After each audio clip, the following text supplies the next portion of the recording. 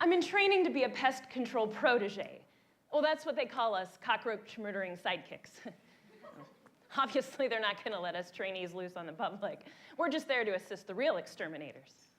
Okay, I figure these people are professionals. There's nothing to worry about.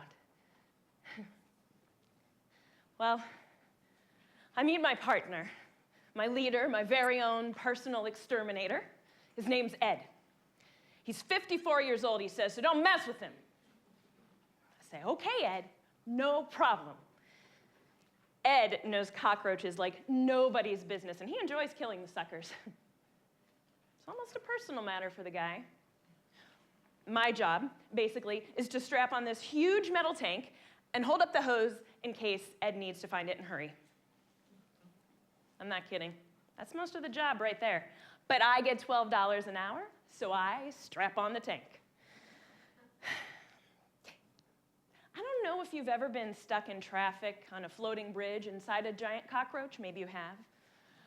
But the worst part about driving a cockroach isn't that people stare. What bothers me is wondering if anyone I know is going to see me. I mean, if a stranger saw me and didn't know it was me, that would be okay. But I don't want to run into somebody I know and have them say, hey, saw you riding around in a cockroach. What the heck? I mean, saying I make $12 an hour really doesn't explain it to somebody who doesn't need the money as bad as I do. Finally, Ed pulls into a driveway. The house is one of those big, fat Tudor things with the fancy door and the brass knocker. And this woman comes running out of the house in an actual maid's uniform, talking fast in Norwegian or Swedish or something. And she's waving her hands around in front of Ed and pointing to the house. So I drag the tank out and we go into the house with this woman. Now, Ed keeps calling the maid Annie as if they're best friends.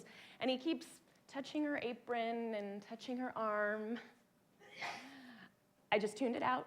I just wanted my $12 an hour, and I didn't want to mess with Ed and get fired. So I figure if this is some sort of special favor or something, that's fine, whatever. I mean, who am I to question the wisdom of Ed?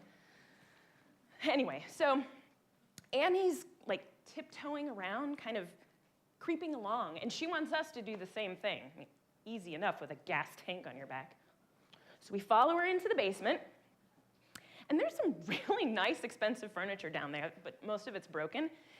And in the middle of the basement is this red velvet love seat. It's kind of got a leg broken, and it's kind of crushed down on the floor. And Annie starts talking really fast in German or Swedish when she gets to the love seat. And she's mumbling something to Ed about problem, there means problem. And there's a dog barking in another room. One of those little dogs that yaps when you leave it alone for too long. And all of a sudden, Annie gets sick of the barking. So she opens the door, and this little dog, this miniature cockapoo about the size of a donut, comes hopping into the room. Now, I hear this coming, so I put my tank on safety, just in case. I want Ed to know he can count on me, because at $12 an hour, he should be able to count on me, right? What I didn't count on were the cockroaches. Okay, now look, they showed us pictures in training school, and we looked at a few dead cockroaches, and we learned about their life cycle and stuff. Do you know how long a cockroach can survive without its head attached to its body? You don't want to know. So I have the training, and I think I'm ready for combat. But this is the real thing. So Ed lifted a cushion of the love seat and kind of dropped it back in place. Then I heard a sound that made the hair stand up on my arms. I still hear it sometimes when I wake up in the middle of the night. Tiny feet, tiny legs, thousands of fuzzy little feelers. From under the love seat, all of a sudden came a wave of cockroaches, like a mudslide pouring in all directions. They were swarming all over everything, the tank, the love seat, our feet, our legs. I screamed and fell backwards over the dog. Annie tripped over Ed, who was trying to grab the dog dog away from the cockroaches, which were just swarming all over everything. Ed's screaming at me to stop screaming. The dog's barking at the cockroaches. Annie's screaming at the dog. And I realized that my safety's no longer on, and there's a hissing sound coming from my tank. Oh.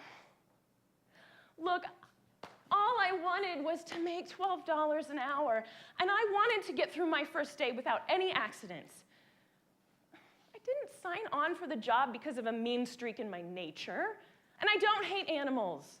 I didn't drive all the way to Bellevue just to kill a customer's cockapoo. It wasn't ever supposed to happen.